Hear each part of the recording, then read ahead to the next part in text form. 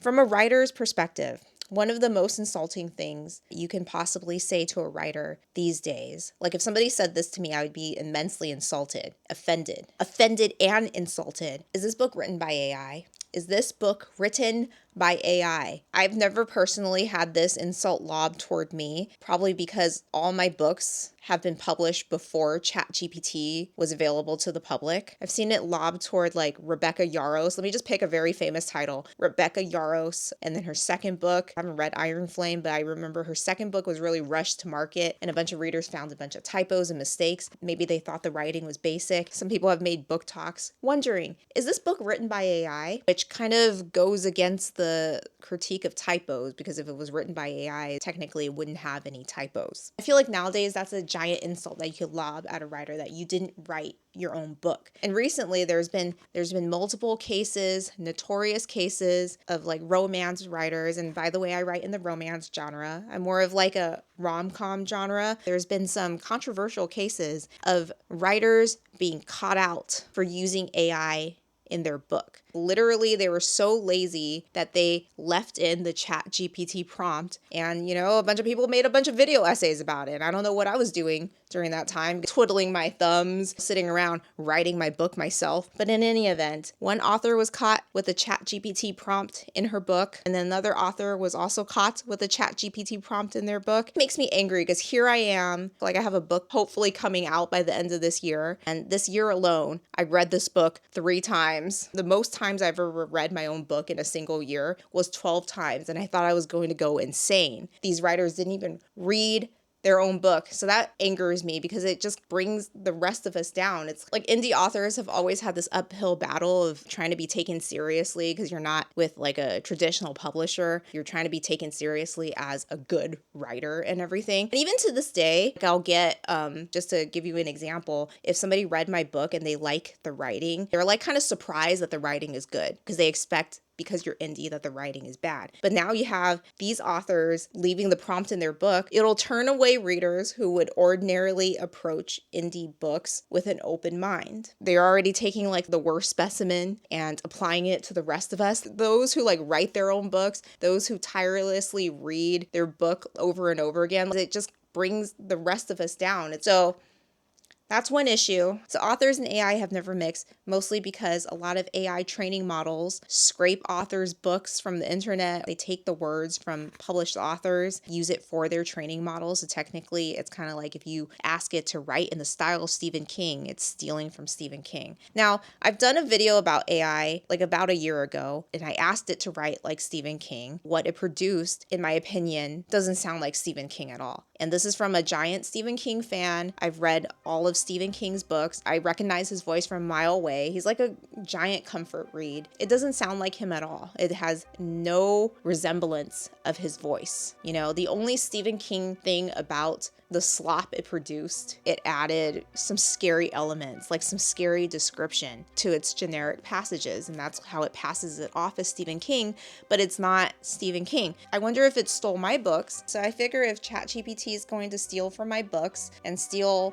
my voice or steal my words or whatever, I might as well just make it work for me. I might as well just have it write in the style of my voice. Well, first of all, it gave me a very sycophantic introductory paragraph about what it thinks my style is. Brown nosing, suck my dick paragraph. Here's the continuation of the story, written in the soft, emotionally rich, and lightly whimsical style of yours truly. Think delicate tension, quiet attraction, detailed sensory language, and a heroine whose yearning lives beneath her skin like a fluttering secret. In the book I'm currently writing right now, I just opened a chapter with, look at this fucking guy. Does that sound like a heroine who has a yearning beneath her skin like a fluttering secret? My heroine kind of sounds like Joe Pesci, actually. Well, I'm funny how? I mean, funny like I'm a clown, I amuse you? She's auditioning for Goodfellas or something. Look at this fucking guy. I don't have delicate tension. I'm pretty, blunt. Serving the side of This is the first sentence it gives me. Morning folds itself gently around me, all pale gold and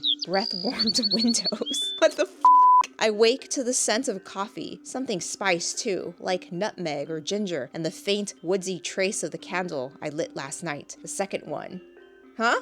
Where was the first one? Where was the first candle? The one I wasn't supposed to place on the windowsill, the gnome. My feet remember the shape of the space now. Not the kind that's empty, but the kind that's waiting. I don't enjoy this kind of vague sentence. Not the kind that's empty, the kind that's waiting. What the does that mean? One thing that is true about all the criticism of ChatGPT, does it make you feel stupid? Having fiddled around with it for close to 10 minutes to 15 minutes and watching it spit out a lot of words that make no sense, a lot of meh words, a lot of slop. I feel like it has made me feel stupid. Like I just felt very tired. My brain felt foggy. So that's what we're going to talk about today. What is it about ChatGPT's bland writing, other than the crime of it being bland?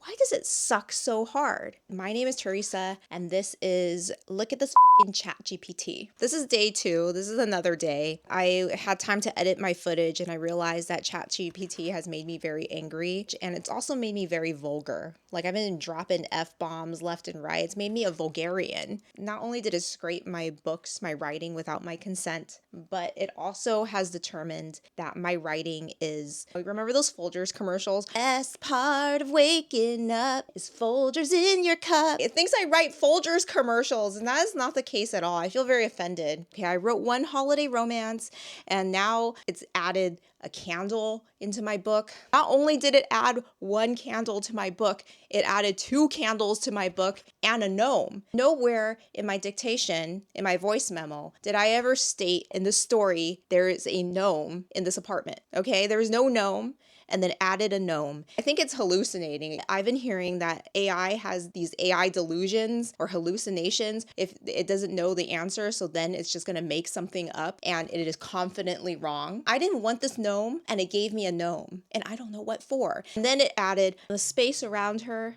Not only is it empty, it's waiting. See, you see the sentence structure? Not only X, it's Y. ChatGPT loves this sentence structure. Not only is it X, it's Y. Not only is it dumb, it's stupid. Not only is it bland, it's boring. Not only am I offended, I'm insulted that it thinks my main character has a yearning under her skin, like a fluttering secret. Like, I don't like this stuff. Not only is it X, it's Y.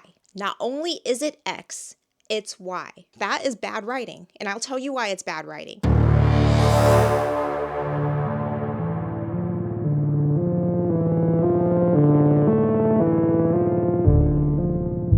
Imagine if somebody came in and they were house hunting, and the main character describes it as, it's not just a teardown, it's a dump. What kind of impact does that have on you? It's like very meh, bland, milquetoast. Like, what is it? Is it a teardown or a dump? It's not just a teardown, it's a dump. If somebody came in to the teardown house and they look around and they say, what a dump.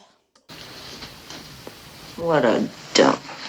What a dump. What a dump. 3 words. What a dump.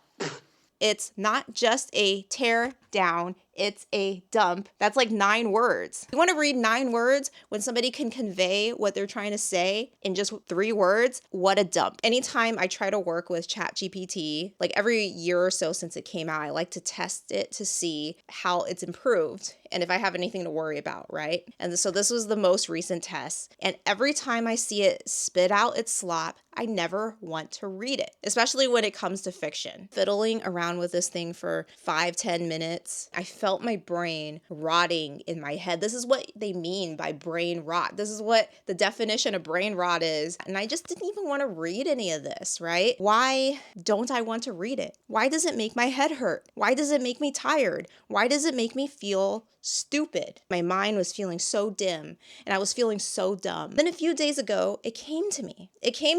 Okay, guys, this is groundbreaking. I had a eureka moment. The light bulb turned on in my head. Guys, I'm going to tell you a revolutionary idea. I mean, it's probably not that revolutionary, but it just occurred to me, okay? ChatGPT writes the part of the book that you skip over. I know. Let me repeat that again. AI writes the part of the book that you skip over. Yep. Best part of waking up is Folgers in your cup. Okay, let's do something else. Let's just randomly generate. I decided to have it rewrite the movie Elvira, Mistress of the Dark, in my voice. Write it just like I would. This is just the most random thing. That's the first thing that came into my head. Elvira, Mistress of the Dark, you know, the 80s movie. Here is chapter 1, written in the playful, flirty, emotionally charged voice of yours truly. Think whip smart banter. Oh, it is really kissing my ass.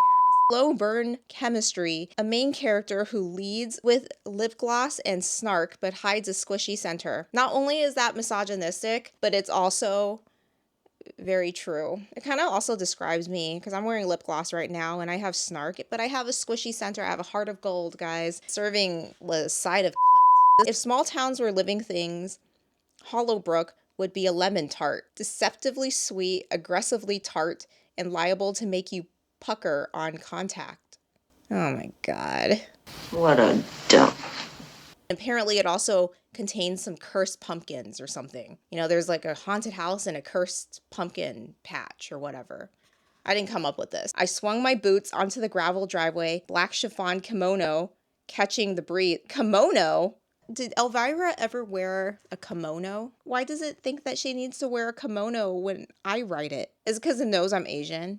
The sky above was a perfect stormy gray, the kind of sky that promised drama. Enter stage left, her, khakis, pearls, pink, cashmere. Where's my witty banter? It promises whip smart banter, but it doesn't give you whip smart banter. It gives you generic slop. I don't know why it bothers to promise you they're writing in the voice of this author, because it's not. It's writing in its own voice, and it likes to add em dashes. It likes to add 3 adjectives for a descriptor. That's why my eyes just kind of glaze over when anything is written by AI. It indulges scenery description dump. There's this poem, so much depends upon a red wheelbarrow glazed with rain beside the white chickens. Oh, so beautiful. I love that poem. It's so simple, but you have so much of an image. If there is a red wheelbarrow, ChatGPT will find 3 to 5 ways to describe this wheelbarrow in one paragraph. It would describe the red, the rust, the size or something, but it would describe this wheelbarrow in 5 different ways. If you have never written anything before, you're like a complete amateur, and you have declared that you are going to write the great American novel, you would start Chapter 1. Chapter 1. Sunlight glimmers off the meadow, each blade of grass dewy with miss, M dash. A Scottish miss, M dash. Bracing, refreshing, titillating. Do you want to read a story, any story, that starts off with a description of grass, with a description of sunlight? Like, what is this sunlight doing? I can't even stand a paragraph of this. Like, stop focusing on the grass unless there's something going on in the grass, unless you see like the hand of a corpse in the grass. Now that's interesting. And this is what it tried to do with that first scene I read involving 2 candles and a gnome. The morning, what is it again? I can't even remember. It's so forgettable. Morning folds gently around me, all pale gold. Breath-warmed windows. Even if the writing is like an exemplary piece of writing, the cream of the crop, describing morning dew on grass, it means nothing if it doesn't serve the point of advancing the story. Like, a more engaging way to say it, the sunlight is gleaming off my new boob job. It's not a boob, it's a push-up bra, okay? The number 1 amateur tell, if you don't know what you're doing and you don't know where the story is going, like you don't really have a clear vision of the story, you tend to write in circles and you overcompensate by writing description, lots of description, because you think this beautiful description will show what a great writer I am. In actuality, it just kind of puts people to sleep. Circling back to the line I'm opening up a chapter with, it's not chapter 1, it's chapter 6 or something. And it's a work in progress. It's still in the first draft, so I'm not married to it. I'm not here to toot my own horn here. I'm not the best writer in the world, but I'm certainly a hell of a lot better than ChatGPT thinks I am. Look at this fucking guy. Look at this fucking guy. 5 words. You already have a clue to how the main character's feeling, what kind of person she is. She's a trash-talking, tough-talking broad, and how she feels about that fucking guy. What did that fucking guy do to her to warrant, look at this fucking guy? Okay? I'm gonna have to bleep all this out. And in fact, you know, in revisions, I might just take out the F word. I don't know how I became such a vulgarian. This fucking topic, but this topic brings it out in me. I might just change it to look at the scumbag. Look at the scumbag sitting there eating his steak. Sitting there cutting up his steak. Let's be more specific. Sitting there cutting up his flank steak. As if he didn't just say the most awful thing you can say to a woman. As if he didn't just say the most terrible thing you can say to a woman. Oh, that's just too many words. As if he didn't just call me ugly. It's kind of based off like Pride and Prejudice. Mr. Darcy said, she's tolerable but not handsome enough to tempt me. Look at this f***ing guy sitting there cutting up. No, cutting up is not, there's no rhythm to cutting up. I have to hear the rhythm. Look at this f***ing guy sitting there slicing up his flank steak as if he didn't just call me ugly. So in that sentence, we've got drama. This guy is eating a steak, some war of the sexes, enemies to lovers. I don't know if anybody's gonna read it in the way I say it, but don't you think starting a chapter like that is a lot more compelling than morning folds gently around me, all pale gold? Breath-warmed windows. Best part of waking up is Folgers in your cup. There is a certain rhythm to an author's prose, to the way they write, to their syntax, to their diction, their choice of words, like a fingerprint. It's your dental records. This is how you identify them, okay? There's a certain rhythm. It's like a different type of music. This writer is jazz. This writer is classical, bubblegum pop. This writer is hip hop. It's like a different voice. And ChatGPT doesn't even come close, actually, to mimicking that voice. Let's say Stephen King is jazz. ChatGPT will come in trying to mimic Stephen King, coming in with like some broke down saxophone and pretending to play jazz. They don't understand jazz. They like bop out a few notes, a few flat notes, by the way, and they're like, that's Stephen King. No, it's not, because you have to hear the rhythm to their words. The problem is ChatGPT likes to correct the rhythm. For instance, in my dictation, I said, don't add anything. Write in the voice of Teresa, but don't add anything. And they added a gnome and 2 candles. Like, I didn't ask for this. And it's looking to grammatically correct everything, but it makes it lose the rhythm. Because sometimes when something is grammatically correct, it loses the rhythm of like time and place and the colloquialism.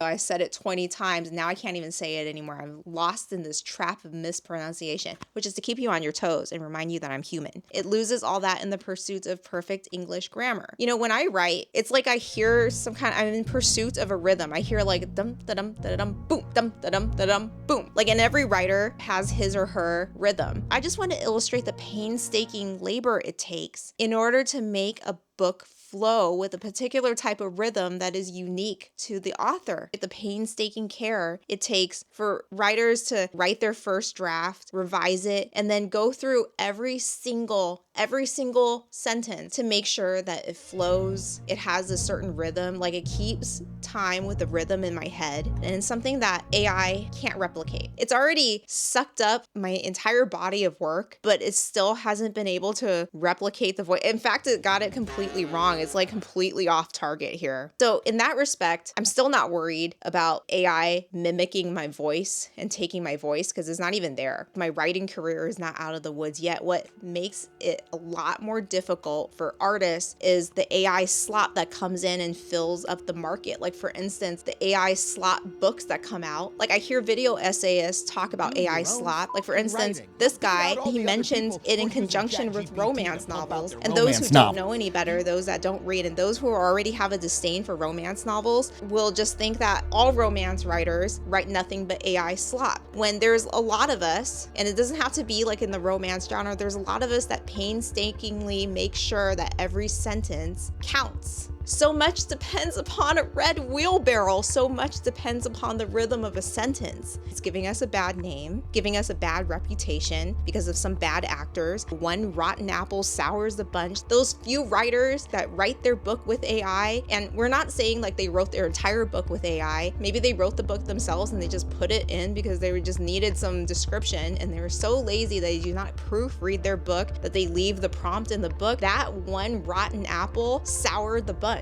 How do I compete? I, who am prolific, but it takes me a year and a half to write a book, which I think is prolific. How do I compete with a business entity that is able to flood the market with slop, puts out AI slop every 3 months, every month, every week, every day? Like, how do I compete with somebody who puts out slop every day? And this is why, guys, this is why people have videos of them talking in the car with like very low production value, just talking in the car, because this is all we have. This is the only way we can distinguish ourselves to show you that we're human. From my experience, whenever somebody learns that I'm a writer, they're like, "Oh, I've always wanted to write a book. I have a story. I have a novel in me." And it's usually their life story. And I can understand that person who's always wanted to write their memoirs or their life story using ChatGPT and going like, so that's how it turned out. And some people have really crazy stories, but they're just like a collection of stories from their life, and some of them are kind of wild. Your life story could literally be the Odyssey, but if you cannot convey it clearly and with like a certain rhythm through writing, through the prose, it doesn't even matter. Prose that you use via ChatGPT, the prose is bland. You can have the most exciting story in the world, but if you start off your story by talking about the morning light sparkling on the dew of grass, people will fall asleep. They'll feel like I feel when I look at the slop, right? But you can also be an award-winning prose writer, and if you have no story, then what is the point? So they work hand in hand. You have to be a good storyteller, and you also have to be a good writer. The writing facilitates the story. The story helps the writing. Both have to be working, firing on all cylinders. Storytelling still requires that human element. Storytelling is an integral part of us ever since we were cavemen, telling stories by the fire. It is still something that a machine can't really replicate. It's trying, it's just taken the average of all these books, and then the average of anything is generic. The average of anything is bland. So it can't proceed forward. And also, that's why it does not stick the landing. That's why it sucks at endings. I mean, it's not great at beginnings. It's not great at middles, because it sucks at storytelling, and it also sucks at dialogue. So I had it outline the story, and then I had it write the end of the story. She pulled him into a kiss that tasted like cinnamon and victory and a future that wasn't cursed anymore. The crowd whooped. The crowd whooped. Whooped? Sometimes I can read things, but I can't say them out loud. A goat bleated enthusiastically. Where did this goat come from? Somewhere a corn dog was dropped in slow motion, and fireworks, probably unauthorized, exploded in the sky. Now we plant something together, and behind them a brand new wooden sign swung gently in the wind. The Harper Moore Patch, home of second chances and slightly lumpy pumpkins. Huh? The ending was incredibly rushed. It didn't stick the landing. They kissed, the crowd cheers, a goat bleats enthusiastically. I don't know what that's about. Like, it's always inserting these like really random things in there, like a gnome and a goat. That's why the ending of this Elvira/Cursed Pumpkin book ends with, and then cue the sign swinging in the wind. Why does it sound like a screenplay? Nobody in their right mind would end a book like that, because it could only process so much data that it just rushes it. Whenever it begins chapter 1 of a novel, it starts by describing the setting, and then it goes on and on describing the setting. Like, it cannot stop describing the setting because it sucks at storytelling. It needs your input to tell the story. Otherwise, it would just give you like the most generic plot available, or it would not stick the landing if it's the ending. It'll just rush it. It'll just go, and they lived happily ever after. Let me talk about the sunlight. It lives happily ever after. It indulges in description that it doesn't need to be indulging in, because like, we get it, okay? This wheelbarrow is red. You don't need to describe it like 5 different ways. When you need it to like slow down, advance the plot, whatever, it doesn't really understand emotions, is a machine. It rushes through. It doesn't stick the landing. It steals like 10 of my books. It gave me 2 candles and a gnome and a bleeding goat. Like a main character that's supposed to be Elvira that dresses in a kimono for some reason. Like, of all the items that you could have her wear, she wears a kimono. Very interesting. And then it said that I have like lipstick snark. That's a lot to unpack there. And the only thing I like is the goat. The crowd whooped.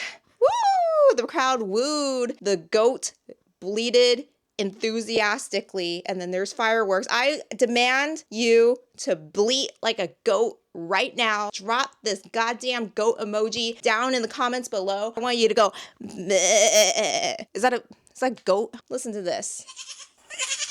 Give me that goat noise. I don't like the sound of this goat. Best part of waking up. Well, I'm funny how? I mean, funny like I'm a clown. I Folgers amuse you? in your cup.